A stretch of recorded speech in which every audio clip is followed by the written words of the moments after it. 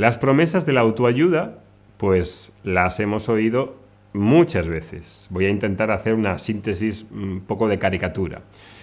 Serás una persona autorregulada emocionalmente, automotivada, siempre positiva, altamente productiva, productivísima, resiliente, con la obligación de ser feliz y optimista a todas horas, autoempoderada, prosperosísimo y, por supuesto, con éxito financiero, líder de ti misma, emprendedora, siempre sonriente, con aspiraciones al crecimiento exponencial.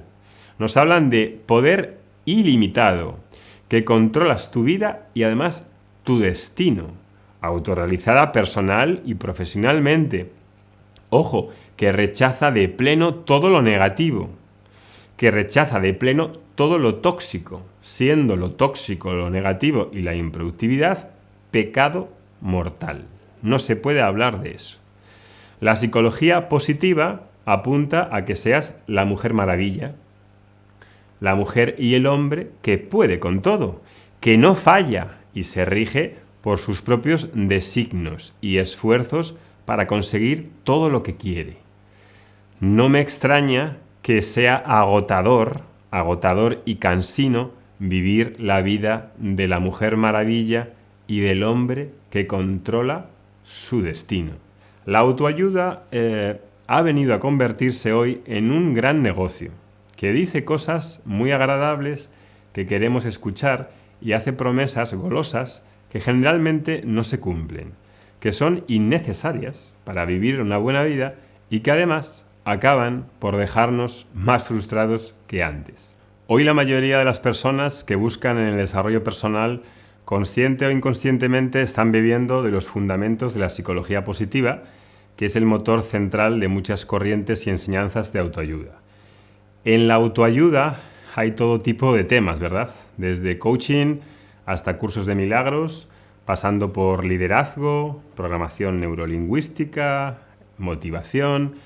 Y habrá cosas que, si son objetivas y útiles para ti y te aportan alguna capacidad concreta que te ayude, pues bienvenida sea. Siempre habrá algo, una parte benefactora en ello, ya que, pues siempre queremos ser mejor persona y todos esos grupos pues tienen en común un anhelo, quizás sincero, de vivir una vida mejor.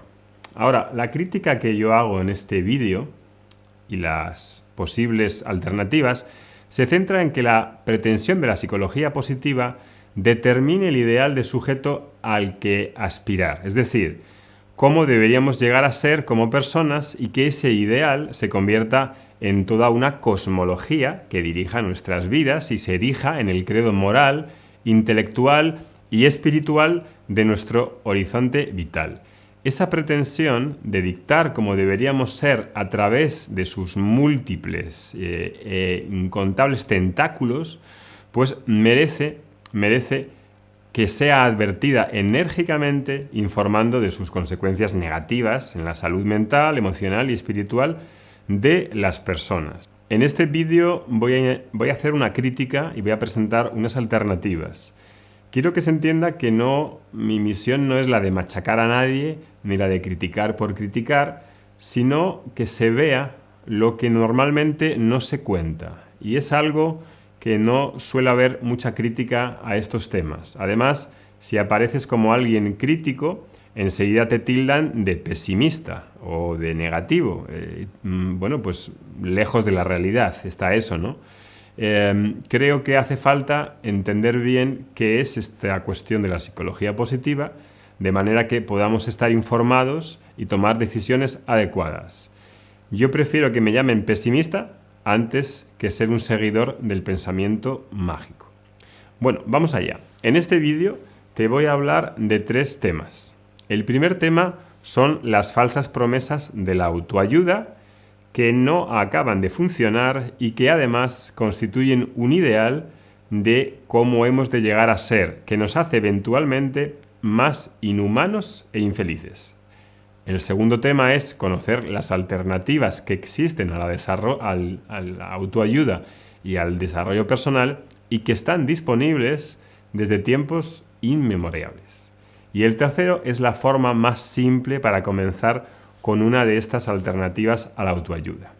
Antes de que empiece a exponer esto, te presento quién soy yo. Bueno, pues soy Óscar Montero y quizás como tú, uno de mis mayores anhelos ha sido descubrir la verdad acerca del ser humano, de Dios y del mundo. Ese amor por explorar y conocer creo que es uno de los mayores bienes del ser humano.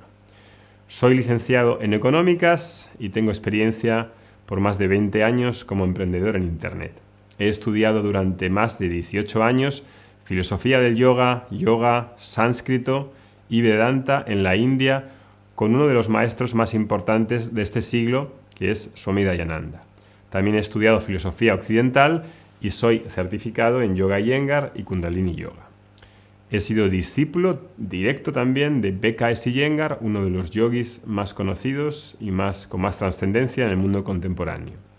Y en 2014 fundé Vedanta Academy, que es una escuela tradicional de Vedanta por donde han pasado ya más de 3.500 alumnos que estudian semanalmente con nosotros.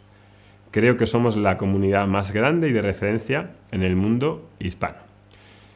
Puedes ver en nuestras redes sociales lo que hacemos, la contribución que es parte de nuestra misión y de nuestros valores. Bien, vamos al grano.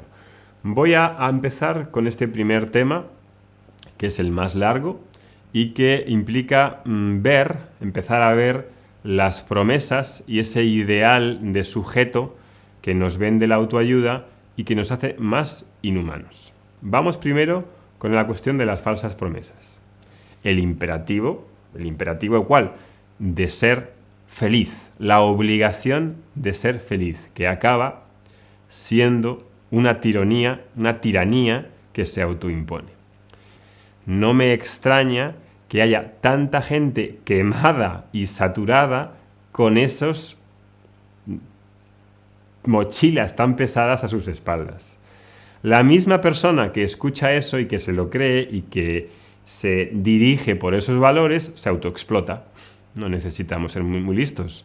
No necesitas tampoco ninguna presión externa porque uno a sí mismo ya se machaca, ya se autoexplota. Claro, ese modo particular de entender la felicidad es una tiranía silenciosa de una felicidad que se presenta en la superficie con un rostro amable, gélido, pero que en realidad es profundamente cruel e inhumano. Todo, además, dicho con un lenguaje propio de los negocios. Se habla tranquilamente de gestionarse a sí mismo como una marca. Como una marca, podría ser 1000 cosas, pero no, como una marca personal. Como si fuese uno una empresa. Y las otras personas, el otro, son potencialmente contactos comerciales con los que hago networking, con los que hago relaciones win-win.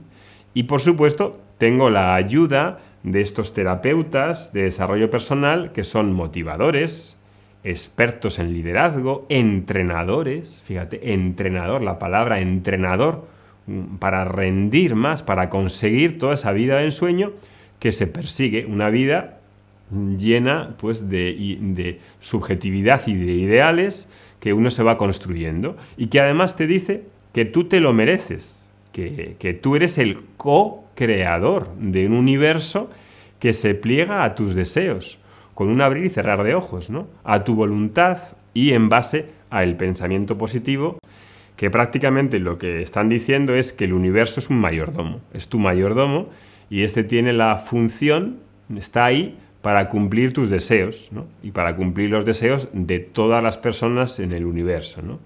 Porque según la ley de la atracción,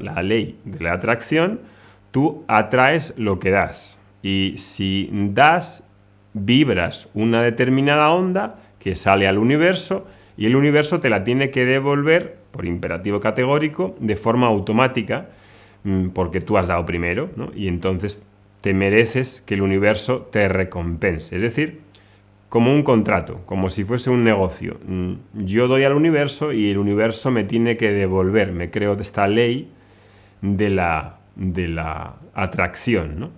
Justo lo contrario que el cristianismo, por ejemplo, por decir algo tradicional. Justo por decir algo que sobrevive al paso de los tiempos, porque esto no ha sobrevivido ni a 20 años, ¿no? Vamos a ver cuánto dura. Además, los psicólogos positivos citan sus mensajes con decretos. Yo decreto esto y se hace.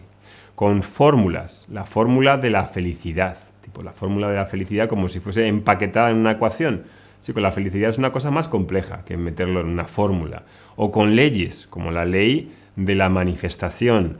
Con métodos para obtener esto y lo otro. 5 pasos, los 10 recursos. Todo dicho de una manera así como muy atractiva, muy empalagosa, con cosas que parecen que siguiendo esos pasos ya consigues toda esa cuestión, ¿no?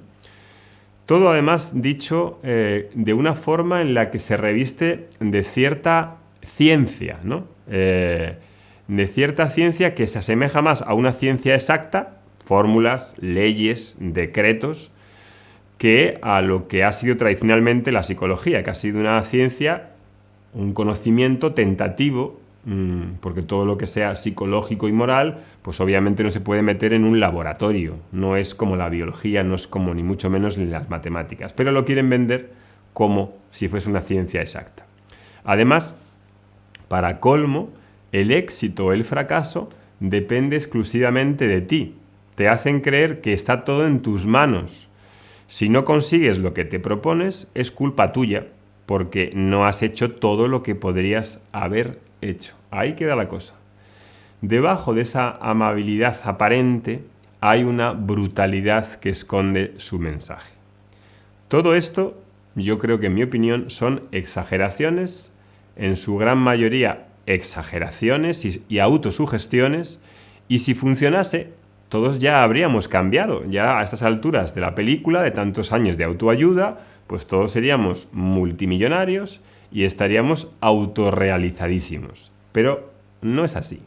La gente sigue deprimiéndose, sigue sintiendo ira, celos, impotencia, frustración, miedo, inseguridad, insatisfacción, dolor. Y así seguirá siendo porque no se necesita huir de nada ni enmascararlo, ya que todo eso forma parte de la vida. La vida es dualidad de opuestos, frío, calor, noche, día. Y no se necesita esconder esa dualidad, porque la vida sin dualidad no es vida. Eso hace falta comprenderlo. La psicología positiva, como no acepta esa dualidad, esconde, lo que subyace de fondo es un grandísimo miedo a la vida, al dolor especialmente. Y por eso crea un castillo de arena para, con afirmaciones positivas y con creencias coloreadas de rosa, ¿para qué? Para darte una autosugestión de sentirte seguro mentalmente, de controlar tu vida. Y eso es sencillamente una mentira. Una mentira y una patraña. Porque la dualidad de la vida, que implica dualidad, implica placer y dolor, alegría y sufrimiento, vida y muerte, creación y destrucción, guerra y paz. Y eso va a seguir así siempre, porque sin esos opuestos, imagínate cómo puedes pensar en frío sin calor, en noche sin día, en dolor sin placer. No se puede desterrar la dualidad porque nos guste y construir una película subjetiva en la cabeza para evitarlo. Y entonces ahí, en esa torre de marfil, en la que me puedo sentir a gusto en mi mundo subjetivo, a través de ignorar lo que quiero ignorar, es decir, lo doloroso, lo negativo, lo áspero, lo conflictivo, lo que no quiero ver. Entonces, claro, normal que muchas personas sientan alivio al entrar en ese tipo de pensamiento. No necesitamos que la autoayuda nos presente un cuento de hadas donde hace falta rechazar y tapar las emociones negativas, por ejemplo, o expulsar a las personas tóxicas y no rodearse de personas tóxicas. Tú no eres una persona tóxica en momentos, tú no tienes pensamientos negativos, tú no tienes emociones negativas, que llaman ellos negativas, porque las emociones no son ni positivas ni negativas. Hay emociones, punto. Entonces, eso de, ya no voy con esa persona negativa, ¿qué clase de filosofía tan compasiva es, ¿no? O la de poner selfie, cara de estar sonriendo, aparentando a todas horas para ver lo bien que nos va a nosotros en las redes sociales y lo felicísimos que somos. Lo siento, llamarme lo que queráis, pero me parece una gran hipocresía. El mundo, dicho así, es un gran manicomio. Y hay alternativas, y las ha habido siempre, mucho más realistas a esos planteamientos irreales. A pesar, además, de tanta psicología, ¿por qué las consultas de psicólogos están llenas? Pues están llenas, muy sencillo, porque el anclaje de muchas personas está enraizado en expectativas exageradas a base de construir un yo ideal con unas expectativas irreales, en las que estamos poniendo nuestros huevos de la felicidad en una sombra que no nos puede dar paz alguna.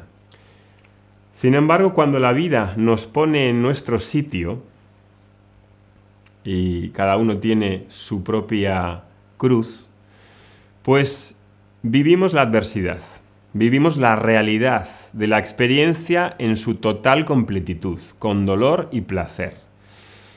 Cuando la vida te pone en tu sitio, o tienes una filosofía de vida sólida, o estás completamente vendido.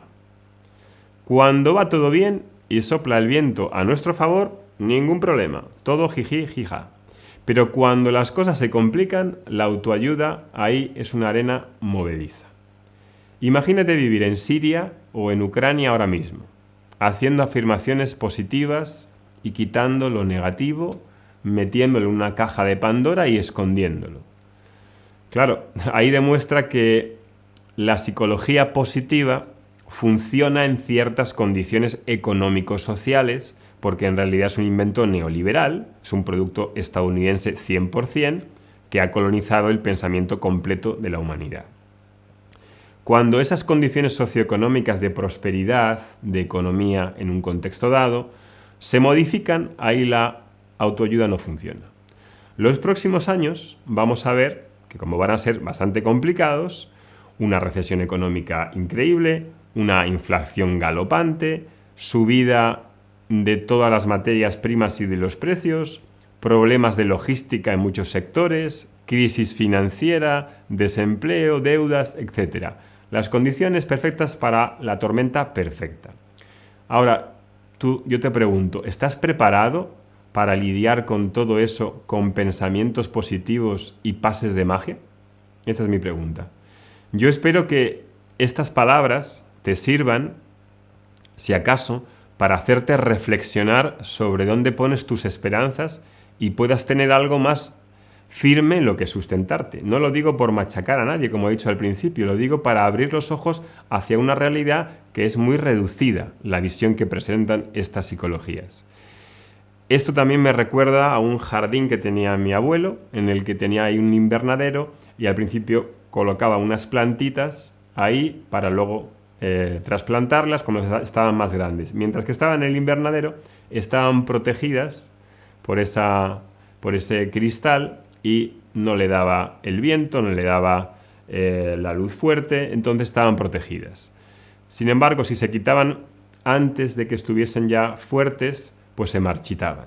Esto me recuerda hoy a las personas que viven de la autoayuda y de sus sugestiones y que cuando la vida les pone en su sitio, entonces se marchitan.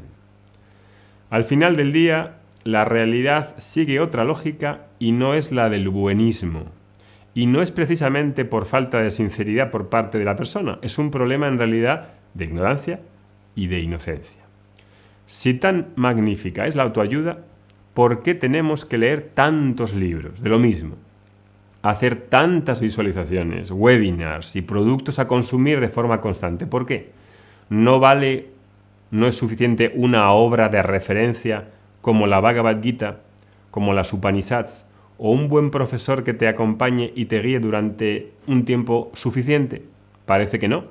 Parece que la autoayuda, el desarrollo, la pseudoespiritual se han convertido en un gran negocio redondo que crece a un ritmo vertiginoso. Mueve billones al año y va a más y no para de crecer. Está en todas partes. Es un gran negocio donde los principales beneficiados, ¿quiénes son?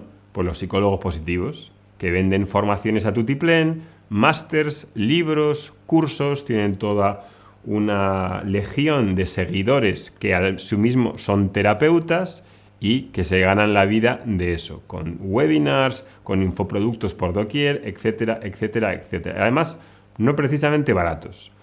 Hoy cualquiera que haga un curso de coach o un curso de autoayuda y pase una depresión, cree que puede salvar al mundo. Yo, sinceramente, me cuesta creer que eso sea así. Y también, claro, como es un tema que toca el dinero, pues quien no se suba a ese tren profesional que ofrece el desarrollo personal, pues parece que se pierde una oportunidad. Y entonces así cada vez surgen más profesiones que se añaden al catálogo de desarrollo personal. Todo muy sincero. Los autores no tienen mala intención, pero claro, no se dan cuenta de las implicaciones que tienen estas asunciones que afirma la psicología positiva. ¿Quién gana más hoy? ¿Un psicólogo clínico o un psicólogo positivo? ¿Qué expectativas laborales tiene mejores? ¿Un filósofo o un coach? Evidente, lo que determina elegir profesión parece que es que tenga salida, que mueva dinerito, ¿no? Cuando debería ser otra cosa, ¿no? Y como las personas tenemos esa necesidad innata, intrínseca de verdad, de espiritualidad, de vivir una vida con sentido, y nuestra sociedad tiene un formato que ha devenido una sociedad muy materialista, muy consumista, entonces, claro, lo lógico es que aparezca esa psicología positiva que necesita de un cauce adecuado, que es adaptarse a las necesidades del neoliberalismo. Por eso triunfa, porque congenia a la perfección con los postulados económicos y capitalistas. La psicología positiva, en realidad, si lo estudiáis de verdad, es la mano derecha académica del neoliberalismo, que entra de lleno en la sociedad, en todas partes, en la empresa, en la escuela, en la política, en los colegios, sin ser advertida por lo que es. Si uno lee un poco sobre este tema, se ve claramente cómo los estudios académicos de la mayoría de psicólogos positivos están financiados y promocionados por asociaciones o por grupos empresariales que les interesa mucho mantener este tipo de ideología para que las personas se autorregulen, sean empresas por sí mismos, no tengan muchas pegas, no sean muy críticos, tengan que ser resilientes para poder sobrevivir en el mercado. Y entonces, claro, pues se da una ideología muy propicia para toda esta cuestión neoliberal. Y el segundo tema que quería tratar no solamente son esas falsas promesas, sino que es una filosofía muy inhumana porque promueve un ideal de sujeto adaptado a la utilidad, a las necesidades de una sociedad donde la educación y los valores están orientados y sirven a la lógica del omnipotente mercado. Esas necesidades no son las del ser humano, no coinciden. Son las necesidades del dinero, de la productividad, de la eficiencia, de la competitividad. Y te está hablando alguien que ha sido emprendedor más de 25 años. Yo no odio a los empresarios, ¿cómo iba a odiarlo? La cuestión está en que esas relaciones y toda esa ideología se convierte en un lenguaje comercial donde además se esconde la humanidad, donde se esconde el dolor, donde se esconde la crítica, donde se penaliza incluso las emociones negativas y las personas críticas, ¿no? Porque son vistas como problemáticas. Todo tiene que fluir, tiene que ser muy suave, ¿no? Pulido, ¿no? La autoayuda ahí presenta una caricatura del ser humano, totalmente distorsionada de los ideales clásicos. Bueno, aquí dejo este primer punto, aunque podríamos seguir con este tema de las falsas promesas. Paso al segundo punto. El segundo tema es conocer qué alternativas hay existentes a la autoayuda y a la psicología positiva que precisamente han estado disponibles desde tiempos inmemoriales. Requieren un poco más de esfuerzo, pero creo que se paga con creces porque se tiene algo que dura de por vida. Las necesidades que siempre han presentado las filosofías sapienciales como el Vedanta son otras distintas a las promesas de la autoayuda. Tenemos la verdad, el bien, la belleza, la virtud, la sabiduría, esos ideales son los que constituyen patrones fiables y probados para vivir una buena vida objetiva en cualquier momento, en cualquier situación, en la que no solamente me lo monto yo bien individualmente. Hay varias tradiciones vivas que merece la pena conocer y en este caso te voy a hablar hoy del Vedanta. La palabra Vedanta de por sí quizá no te diga nada. Vedanta es Anta es el final y Veda son los Vedas. Pensarás cómo una enseñanza de la India puede ayudarte a ti, que eres occidental, ¿no? Te parecerá raro, pero las tradiciones sapienciales occidentales y orientales tienen muchas cosas en común.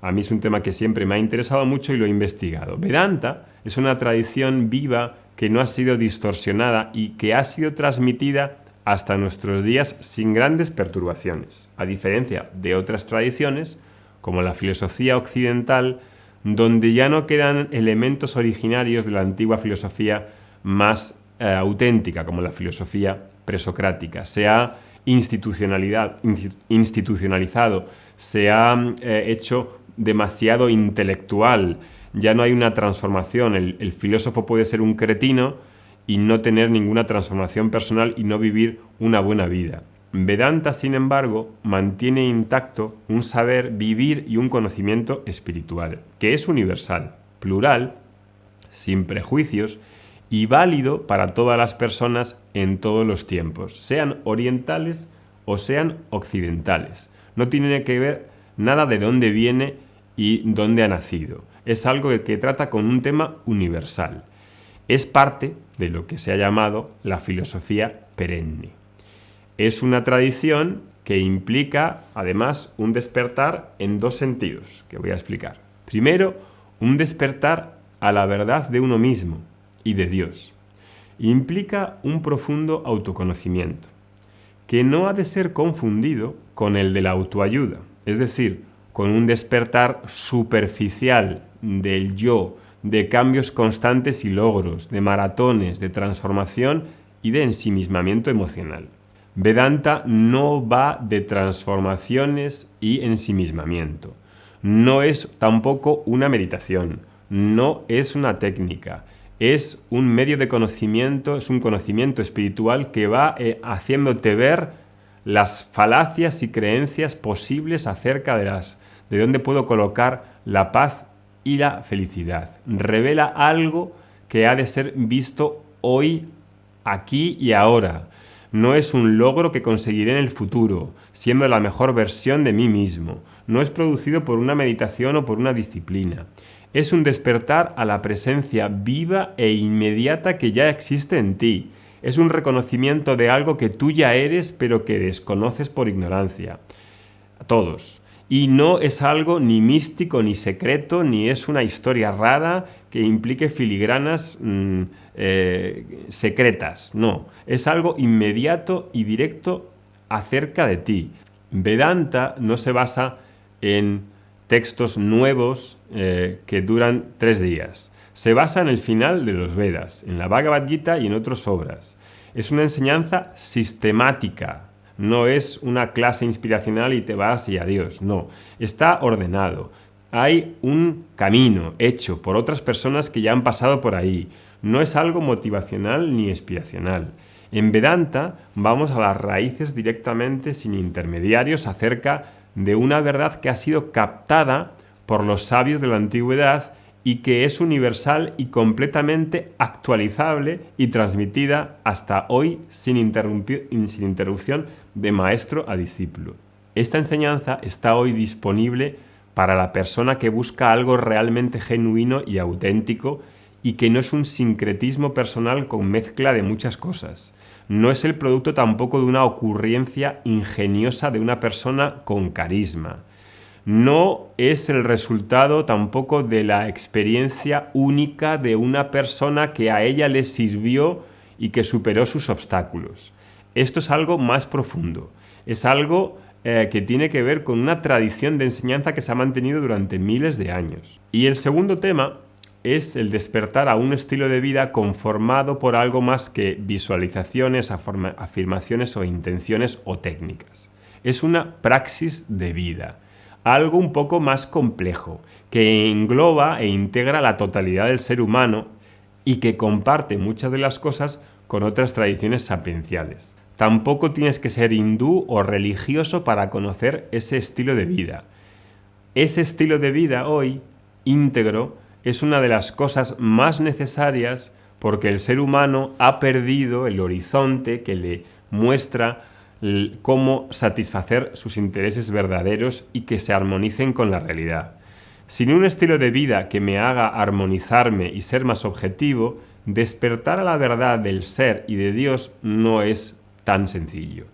En este estilo de vida hay muchas cuestiones a conocer si tienes una mente un poco abierta. Hay rutinas, hay oraciones, hay disciplinas, hay meditaciones, hay práctica de asanas, de pranayamas, valores, rituales. Entonces, Vedanta aúna, por un lado, un saber, un conocimiento espiritual radicalmente diferente a lo que hayas podido oír antes, y un saber ser y una vivencia que se actualiza en un estar y en un posicionamiento en la vida. Son dos dimensiones irreductibles que han de ir de la mano. Saber, por un lado, y ser. Y llegamos al tercer y último tema.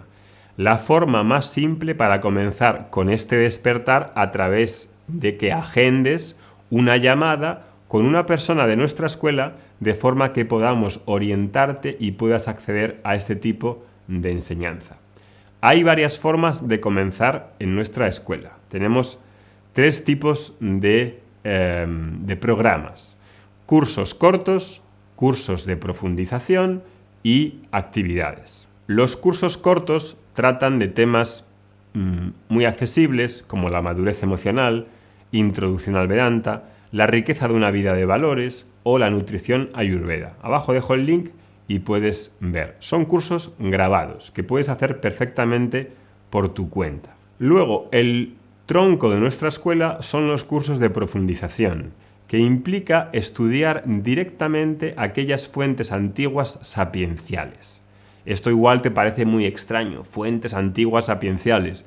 En vez de estudiar un libro de un autor de autoayuda, pues estudiamos textos, obras antiguas que no son libros exactamente, están en la forma de libros, pero han sido transmisiones orales que se han pasado de maestros a discípulos, y esa es la base de nuestra enseñanza. Si buscas algo auténtico, genuino, te aseguro que lo más revolucionario, lo más universal, lo más escandaloso es estudiar esas fuentes antiguas. Los cursos de profundización tienen lugar todos los miércoles a las 2 de España. Son en directo y quedan grabados para los que no puedan verlo. Tienen una duración variable dependiendo de cada obra y pueden durar cada obra 2-3 meses, depende. Ahora en junio comenzamos uno de esos cursos. Abrimos 1 o 2 veces al año y es una membresía que tiene un coste mensual. Puedes entrar, hacer una de esas obras, estudiar una de esas obras y ver qué te parece. Será algo nuevo para ti, es algo que probablemente nunca hayas visto, ¿no? Y es algo que creo que te puede interesar mucho porque es lo que están diciendo las personas que están encontrando ahí unas verdades que no encuentran en el desarrollo personal ni en la autoayuda. Y por último tenemos las actividades, que pueden ser retiros presenciales en varios países, peregrinaciones anuales que hacemos a la India, donde vamos a estudiar o a ver a ciertos maestros. No es un turismo, es una peregrinación. Y luego también tenemos rutinas de mañana en directo, online, durante 40 días para sentar un hábito en los que hacemos diferentes cosas. Hay meditaciones, hay rituales, hay oraciones. Son una parte muy querida tanto por los alumnos como por los profesores y hacen que la persona integre muy bien las enseñanzas. Los cursos, las actividades y las rutinas te proporcionan una forma de despertar en esos 2 niveles de saber, tanto en el de saber como en el de ser. Y por último, antes de acabar este vídeo, te voy a dejar algunas preguntas que nos soléis hacer. ¿Necesitas haber visto algo de Vedanta o de yoga? Absolutamente no. No. ¿Es algo universal o tiene que ver con una religión? Aquí todo tiene una naturaleza sapiencial. y filosófica. Como habíamos dicho, es parte de la filosofía perenne, no implica creencias. ¿Puedo hacer bien los cursos aunque no haya clases en directo? Perfectamente. Al principio de las clases, si las haces en diferido, tienes un formulario que nos envías las preguntas y todo lo contestamos antes de empezar. Creo que con este triplete de programa puedes acercarte a una tradición de enseñanza viva en la que se ha pasado de maestros a discípulos. Es algo que los profesores estamos disponibles, nos vemos, hablamos y compartimos lo que haga falta hacer para que esa enseñanza llegue y para que pueda asimilarse. Abajo te dejo los enlaces de los cursos cortos, cursos de profundización y actividades junto con el enlace para agendar una sesión si quieres que te lo expliquemos de viva voz. Espero que este vídeo te bendiga con el interés por el autoconocimiento de esta tradición del Vedanta. Nos vemos pronto. Hari Om Tat Sat.